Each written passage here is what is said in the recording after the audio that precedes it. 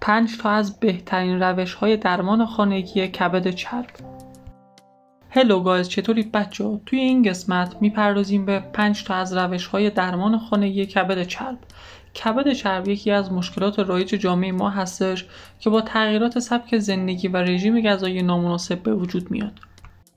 با استفاده از روش‌هایی که داخل ویدیو بهتون میگیم میتونید که با استفاده از اونو کبد چرب خودتون رو داخل خونه درمان بکنید. اولین مورد مصرف میوه و سبزیجاته که یکی از راه‌های مؤثر در درمان کبد چرب افزایش مصرف میوه‌ها و سبزیجاته که این مواد غذایی به علت آنتی‌اکسیدان‌هایی که دارن باعث میشه که کبد چرب شما از بین بره. مورد بعدی کاهش مصرف چربی‌های اشباع شده هستش. چربی‌های اشباع شده موجود در غذاهای مختلف مثل گوشت قرمز، بیسکویت، تنقلات میتونه که باعث کبد چرب بشه و اون رو تشدید بکنه. پس بهتون توصیه میشه که اگر که از این مواد استفاده میکنید کلاً بذارید کنار و سعی بکنید که یک رژیم غذایی مناسب داشته باشید. میرسیم به قسمت سوم، یعنی مهمترین قسمت درمان کبد چرب در خانه.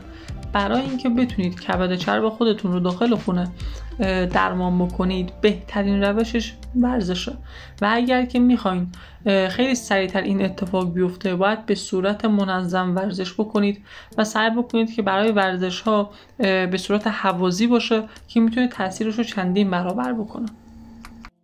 بر اساس مقالات 2023 مصرف چای سبز میتونه که باعث کاهش کبد چرب بشه و به شما کمک بکنه که از کبد چربتون کلا رها بشید و این مشکلتون رو برطرف بکنید.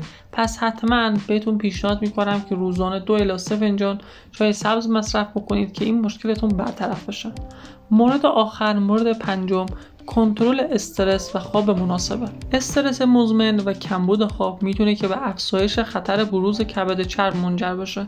بنابراین برنامه‌ریزی برای کاهش استرس و ایجاد یک روال خواب منظم بسیار مهمه و میتونید که از روش‌هایی مثل مدیتیشن، تمرین یوگا، تکنیک‌های تنفس عمیق و ایجاد یک محیط خواب مناسب استفاده بکنید تا بتونیم که اگر که امکان ابتلا به شرایط بیماری کبد چرب رو داریم ازش جلوگیری بکنیم و به این بیماری مبتلا نشیم.